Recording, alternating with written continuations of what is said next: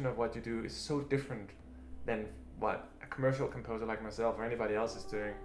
To a certain degree, I find it more significant, and I'm you know, I mean that very sincerely. But you do. Now I'm just curious to hear what brings an individual to want to do that, because we all do music to entertain others, but I think you take it one step further. Oh yeah, entertainment is the very first, most outer, shallowest skin, and you know, that's fine, but that's like the orange peel. Sure. The real orange is how music affects our spirits. It's the language of the spirit for me. And music can open a window to the spirit when nothing else can. For me, I mean, it's all very personal. Sure. But I feel very strongly about that. So it's not about impressing my audience or proving my worth to people. It's about actually, when I'm singing really well or playing really well, it feels like I'm channeling. Not like, it's not necessarily coming from me, it's coming up through me. The music is all powerful. And I don't completely understand it, and I'm okay with not completely understanding it, which drives most people nuts, but it's a mystery, and I love that it's a mystery. And I love that weaving together strands of invisible air that happen to be vibrating at a certain, you know, wavelength and frequency can cause such profound physical, emotional, and spiritual reactions. Yeah. That's magic. Yeah. And who wouldn't want to focus on that part of music making? So we are magicians. On a good day. On a bad day, we forgot our marked cards or something. I don't know. Right, the thief got busted on a bad day. I see that. So I'm curious, how did the whole start? Like, when did it start out with music? Did it start when you were a child, or? I got started in music because my dad is an absolute sucker for garage sales or church rummage sales or any place where he can find a good deal. And when I was 5, he bought a piano and didn't tell my mother. And I remember very distinctly, you know, the borrowed pickup backing up to our driveway and the piano being offloaded and my mother shrieking, "Melvin, where are we going to put this?" And the piano came in, and I've seen enough kids with pianos to know that the usual thing is bang, bang, bang, and then they walk away. And I didn't do that. I stood there and I picked out 3 notes, which I later learned were C, D, and E, and I just started creating patterns, and I spent a long time at it. And I was just fascinated. So my parents, bless their hearts, got me into lessons right away when I was 5. So I started with piano lessons and continued somewhat reluctantly through most of my childhood. I was also very fortunate in that one of my seminal piano teachers when I was young was also the church organist. And what was so great about that is that she provided me opportunities to perform from a very young age. I think I was 10 or 11 when she got me up in front of people playing. And the accolades I got from that were enough to keep me going when, you know, laziness and lack of discipline made me want to quit. So that kept me going until I turned into, you know, an angst-ridden teenager. And then the music and my ability to play it finally matched up in a way that allowed me to vent. And it became emotional and meant something more to me. But even so, when I went to college, I wasn't sure what to declare as a major. I was either going to go into some social studies or music. And really kind of because I just didn't want to feel lame by going in as an undeclared major, I went with the music. And then realized how little I actually knew, despite all the years of theory books that had been given me and despite all the piano recitals and performances I had the chance to be in. Wow, I was really ignorant, and then I was really challenged. And part of it was just a stubborn desire not to let it best me. I mean, music is really, it's the cruelest mistress of all in terms of being exacting.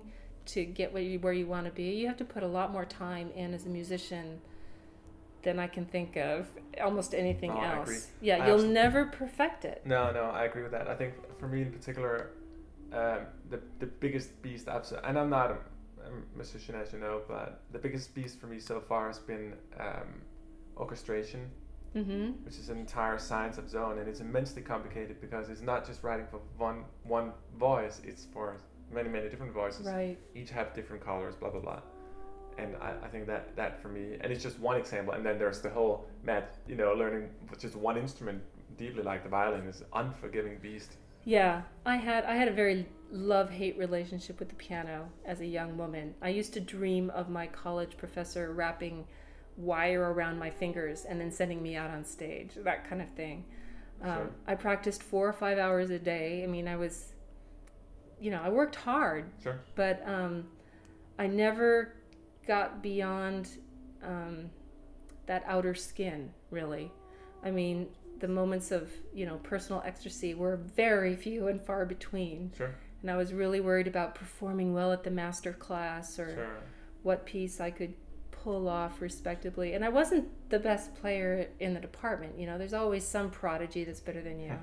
That's another thing. If you have to be the best, don't be a musician, because there's so many amazing geniuses out there that keep you in your place. Oh, absolutely. I think the more, and I think it goes to your point as well with ignorance. Like in the beginning, like you're just like, I'm pretty good at this. I got it down. And then you meet somebody who's so outrageously more skilled. And there's, I think for me, the notion is there's always somebody who's better, but at least for me, that it's not. And also, I know it's worse in the classical world. There's a lot of competition, but for me, I think as I mature as well, that the competition becomes more internal. Oh yeah, competition is always internal. I mean, for the most part, and I'm very competitive, or at least was, till I grew out of it. But that took a long time. Sure. So, so the piano was kind of push-pull, and I was a composition major. That's what my MM or my BM, whatever I have, is in. Good grief. And that was fun. I found that I had a mind for theory, and I did very well in all my composition and theory classes. That's where I excelled. Music history, oh my God, that's like doing taxes. It's horrible. That was not my gift. How can you be gifted in music? I don't know. I don't know. But I loved music theory. I loved untangling the music and finding relationships. My very favorite subject of all the many years of schools that I had was 16th century counterpoint. I loved that class. It was so full of rules that I was able to operate. Because as a composer, when you have like the whole universe to draw from, you just get overwhelmed and stymied, or at least I do. Sure. I have to have a specific, if I'm working within a channel, then there's room to be creative within that. A glass of red wine and my 16th century counterpoint homework was like the best time of my life. I just loved it. Yeah. I think I can only speak for myself. I certainly do not have the same theoretical background as you do, or in music theory, but I think as we grow more proficient in the language, we also start relaxing more. I totally understand what you're saying. Yeah. In the beginning, you need to have framework and structure. I'm still working on that relaxation thing. Right. I mean, it's the pressure to push towards perfection is so intense that it's really hard to overcome. It might be different as well because you're a musician. I'm a composer. I've learned to be completely relaxed with it and purely stop using my mind for evaluating the results, but purely use my ear.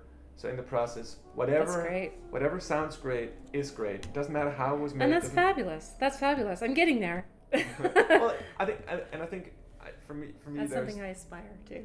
Yeah, but it's I think you're on many levels way more gifted than I am, but I think it's a confidence issue as well. Yeah, well, I remember we were exchanging compliments at the beginning of our relationship, and I remember picking the adjective courageous for you. I just thought that was, just your attitude. Just go out there, do it, and make it sound great. It's like, oh my God, there's so many voices inside me that are like, yes, but it's not as good as so-and-so, or so-and-so is going to criticize it because it's not within the... Oh my God, there's so many reasons to sabotage yourself. I agree with that. I think one of the hardest things I find with music, and this is becoming increasingly worse with age, is the inner critic. constantly. Because in the past, I could do something and be fairly comfortable with it. It was okay. Like for a month or two, it was reasonable. And now it's instant punishment. Oh my gosh. The second I do something... I couldn't listen to my first CD for 7 years. How's that for inner critic? No. Really, I just couldn't bear to hear it. But isn't that the best sign of us evolving and becoming more than we are? It is. I just hope that all the young kids that are under my tutelage aren't hampered by that fear that is inflicted, through the classical, the Russian school of pain or whatever it is. Yeah. I would love for them to come out of my tutelage feeling free to try. I heard a wonderful quote. I don't even know who said it, but if you don't screw up, you're not trying hard enough. Because if you play it safe, you're never going to progress. So I like that quote. That's good. Isn't that good? Yeah, it's good. So, I mean, I'm a very private person, despite the way I'm blabbing right now. But it's hard to be vulnerable. And when you sing, it's not as bad as acting. You will never catch me on the stage. That is just so vulnerable. Sure. To make that convincing. You just have to lay your whole inner guts out there for everyone to see. And I'm not comfortable with that. But with music, I'm getting closer to a point where I can let myself out and not hyper criticize everything that comes out of my mouth. Right. And think of it in the term of the larger flow of the song or the larger flow of the phrase, and not cringe and die a horrible death for all the little wiggles. And so you obviously evolved through time. You did your... A long time. You did your school. I did my school. I got my degree, and then I went to UCLA. They have a film scoring class, and I met some really fine composers there, and had excellent racquetball with them, and got in their lives and what have you, and realized that film scoring was so not what I wanted. I knew I wanted to have a family, and that film scoring was completely incompatible. By the time the film got to the composer, it was 3 months late, and it was not uncommon for me to watch my friends stay up for 3 days in a row, just cranking out, this stuff and living in absolute panic and fear and dread. And I mean, to create under those conditions was just, it was too much for me. I backed away and I share your pain. Yeah, it was. I appreciate it, and I have a real appreciation for a film score more than someone who never went through those classes. Sure. I have a better understanding of what went into making it. Yeah. But I tip my hats from a distance. Good for you. You go. And then I guess the next really big window for me was discovering traditional music and Celtic music, because I discovered probably in my later 20s that I actually had a voice. I didn't really know. I was at that time an accompanist, a staff accompanist at a Cal State University, and I played for a lot of kids getting their lessons, and I just absorbed everything these teachers said and went home and tried it in my shower and was pretty pleased with the results. So one night I threw one Celtic tune into a classical set with my flute partner, and that was the only tune that anyone wanted to talk about after the show. Was, oh, that was great, that was so cool. And I'm like, ding, ding, ding, ding. Okay, it's so much more immediate to sing than to play, especially when I was coming from the piano, where I was coming off of all these years of college angst and what have you. To sing is really much more direct, and when you're lucky enough to have the gift of a decent voice, it's really gratifying, and I, really learned as I went along. It was one of those situations where you're dropped in the middle of the ocean with a yacht kit, and you put it together while you're in the middle of the ocean. Yeah.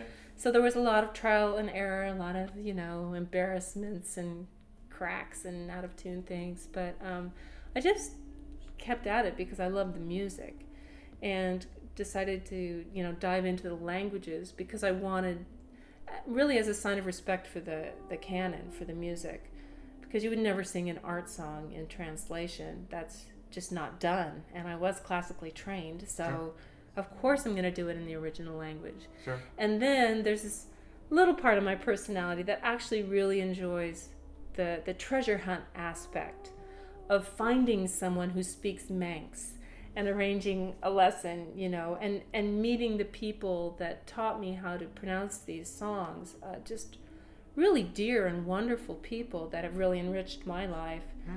And it's just a wonderful journey that I never get tired of, so I keep doing it. But yeah, it's great stuff. The Celtic music just kind of goes around all of that perfection classical stuff that I didn't need anymore. I think it's a lot. I mean, you obviously know way more about this than I do, but what I gather from this way of singing is that it's more natural and free, and it's more on the expression side than on the perfection side or the technical side. Even though there's a lot of technique in it, it occurs to me that it's truly about the act of expressing whatever this song is about. Yeah, well, the art song is often based on very high poetry, which is so intellectual after a point that you don't even really feel what you're singing about, sure. You know, or I don't know. You were worried about the production, not about what you're conveying. Sure. But these Celtic words, oh my God, they're just so strong and in your face and just emotionally naked that you have to live them to make them sing. You're making me think. I think when you, at least for me, and this may be because I'm somehow simple being or whatever, but when you speak to the soul or sing to the soul, it somehow needs to have a simplified message. Well, it really came home for me after my first Scottish games by myself. And I did my little set, you know, I was a new harper, and these songs were all new to me. And you're not a harpist? No, I'm a harper. A harpist plays a classical pedal harp, and a harper plays an Irish harp. Like I prefer the harper. I like that term, it's good. Anyway, I got off the stage, and this ancient Scottish lady came up to me, and I was certain she was going to slap me for mispronouncing something. And she just said, "Dear, your music grabs me heart." Oh, and I was like, God. Yes. Yeah. I don't want to grab people's minds. I mean, that's fine, and that's good, and people make a living at it, and it's a fine higher brain thing. But they can have it. I want to grab the heart. And this music for me really does that. And that's what music should be for, in my humble opinion. I mean, I still love classical music, and I still play it a lot. I think the best classical music is able to do that in its highness as well. Exactly. But that is where it gets very, very hard, right? When theory and all the wonderful, complicated things become so ethereal that they start communicating these more. Yeah, there's some music that you have to learn to love. I mean, they're acquired tastes, like sure. Cigars, Scotch, and, you know, Shostakovich or something. I don't know. Maybe he's palatable. Hindemith. There.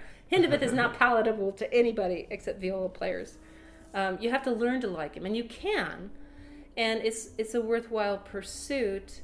But I really don't want to be in that rarefied atmosphere where, you know, you have 6 experts trying to please each other. I love the mass appeal of these melodies, and they affect what I want to affect, which is how people are feeling. And it conjures all sorts of emotions for almost everyone who hears them, or at least that's my experience. Also, my voice works with them. I mean, it would be fun to do the American Idol thing, you know, and belt it out and live the Vida Loca and all that stuff. But my voice just doesn't go there. It's always had this clarity that is really prissy in pop. If Susan Doyle or Boyle, which she's called, she's so awesome. My husband's totally in love with her. He has watched that video 50 times. Yeah, I think she's hot. He's following her career. She was on the front page of Google when I signed on this morning. She's on Larry King this morning as well. Was she really? Yeah, she's a darling. She's wonderful. She needs her first kiss soon, I'll say, though. It's got to be coming soon. Yeah, you think so? With all this notoriety, oh yeah. Yeah? You think there's an elderly gentleman that... I think there's somebody out there for Susan, absolutely. Got some sympathy for her. And I think the whole world will cheer. Oh yeah, absolutely. No. With the possible exception of Pebbles, her cat, who's had her sole attention. No, I think it was wonderful, and I actually think she's actually interesting in context of what we're talking about, because she may not be the best classically trained singer, but she had the expression and she reached people with it, you know, despite of how she looked or how she acted or whatever. Exactly, and I love that. I love that can still happen. Yeah. That it doesn't have to be a MTV package. No. You know, and the Celtic world isn't really ruled by that, which I really appreciate. You know, it just people wanting to hear good music. Yeah. So you play the harp. You are a harper. I'm a harper. You sing all these wonderful melodies that have already touched me as well, and many others.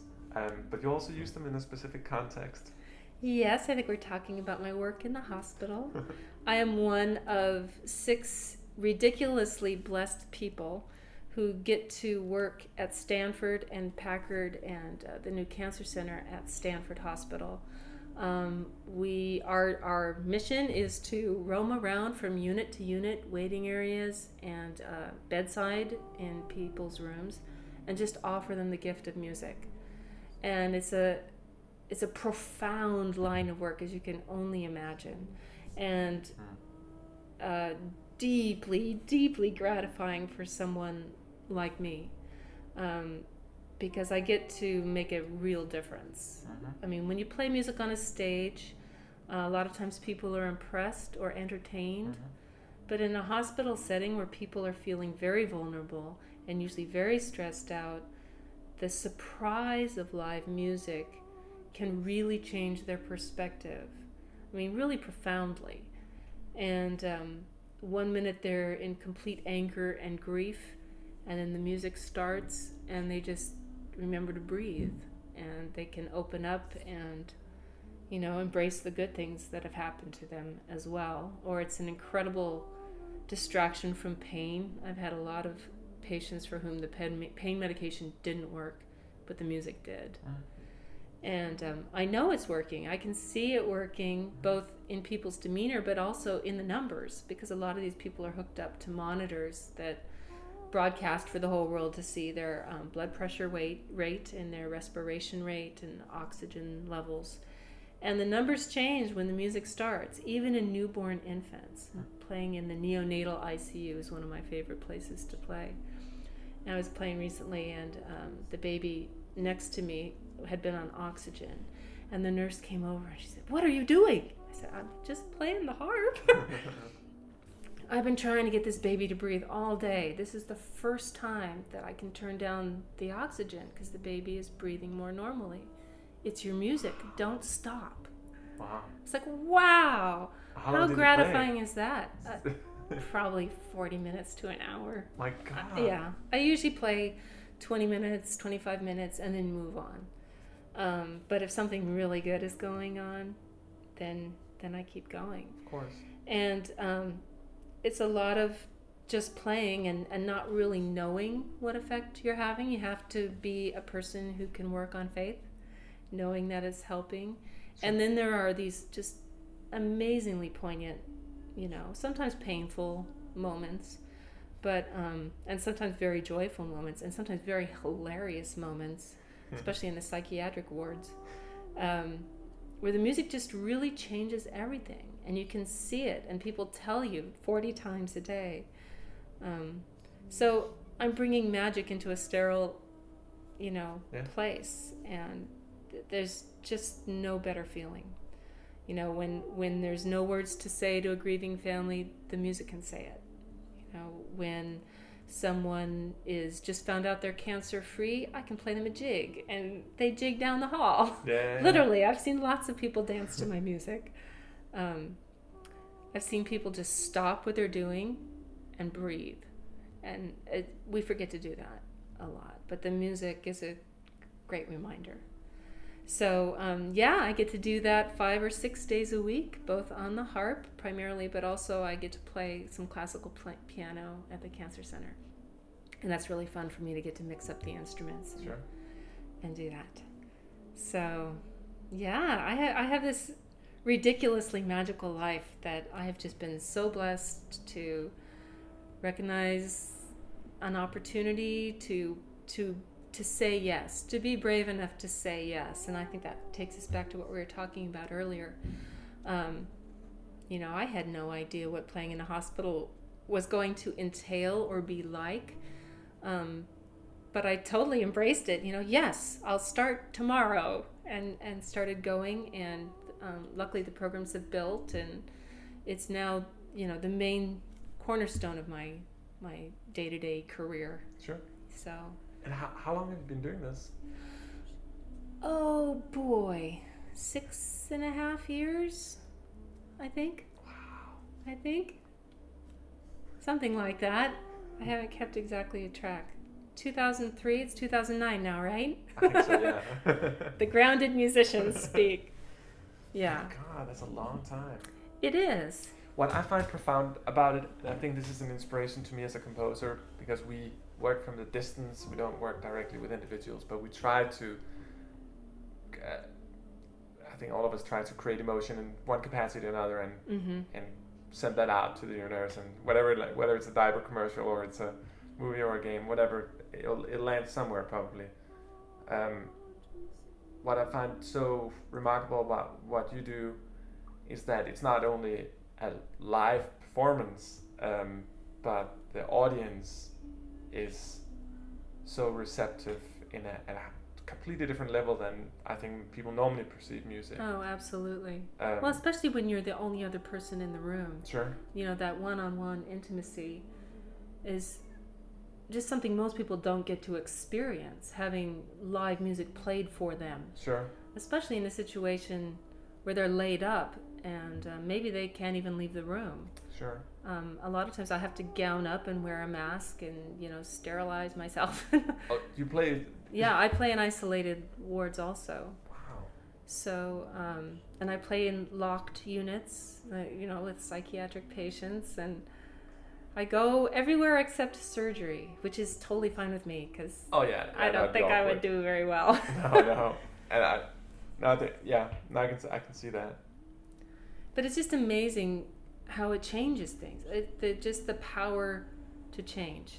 Changes perspective, changes mood, changes everybody's mood in the entire unit. Uh-huh. So when I sit up in E2, for example, just one of the random units, and start playing, at least 50 people are hearing me. Mm-hmm. Now, I don't see them all because they're in the rooms. The doors might be open and they can hear. Or the nurses are, you know, milling about, continuing with their work. But they inevitably always say, and I wish your tape could catch this, they all make the same gesture. It's like, when you started playing, man, it's just like that. So I'm bringing my hands down to show that the frenzy and the stress in any given room comes down, especially with a harp. I mean, a harp is ridiculously soothing. Even when I think I'm playing fiendishly, you know, difficult, fast music, jigs and reels, people still say, "Oh, I almost fell asleep." Sure. But that's great for what I do. You know, people are so stressed out there, and it's not just the patients. I mean, their families. I mean, people facing the loss of a spouse or a child. That's really hard. Seeing an adult lose an adult child, or any child. Oh, that's just awful. Sure. Or people who are passing away who you know have a 2-year-old. I mean, how do you cope with that? And how do you offer help? Any words you could say are going to be hollow. You can help with the logistics, you know, and look for support for that person, and be there to listen is a really big asset. And it was interesting. We did a combined training between the musicians and the chaplains, and it was all about listening, and don't offer advice, and don't quote scripture. That's not what's needed. People need to be heard, and they need to work things out verbally, and you're just there as a witness and an empathetic receptacle kind of thing. Mm-hmm. So the music fills that spot when there's nothing to say. Play, you know, and it's just so profound, and I get to do that all the time. That's fantastic. Yay for me. Yeah. Well, I want to thank you, because I think on many levels your story has affected me and I think will keep on affecting me throughout the rest of my career, because it has a profound nature that I've never in my entire career witnessed. Well, I'm just so grateful to the people who keep it going, the people who thought of the idea. The story over at El Camino, where I also work, is really amazing, because the idea to bring live music in came from a single doctor who's a pathologist. He doesn't even deal with patients directly. He's like a microscope guy. And he just really wanted this done. And he knew that if he brought it to the hospital administration, Sure. it would be tabled, discussed, and never happen. Sure. He hired us off the streets and paid us out of pocket. Wow. Yeah, to get it going. Wow. And the response from staff and patients was so overwhelming that eventually the hospital picked it up. Love it. But That's he did it. Talk remarkable. about a labor of love and my really God, yeah, putting your yeah. money where your heart is. I mean, so few people That's fantastic. would do that, and he's not a zillionaire. It's not like, No. it was a sacrifice for him to make, but he really wanted it to happen. And I think that's a remarkable gesture. Isn't that incredible? No, it's incredible. But it's also interesting because there's been so many scientific studies done on how music affects both patients and in other type of environments. It's like fairly established science by now. And it is interesting that because it, as you point out, you can see the numbers is actually rather significant in terms of healing rates as well for people and rather other things, that it's almost meant from a scientific point of view, at least when I used to study this, it would be almost mandatory. I think so. No, I know it sounds naive, but it's not just music and it's soothing and pleasant and that. It actually affects people at a significant level. So keep on doing what you're doing. Okay, I will. Good thing I like it. Yeah, I shall love it. So cool. Thank you so much. So you're welcome.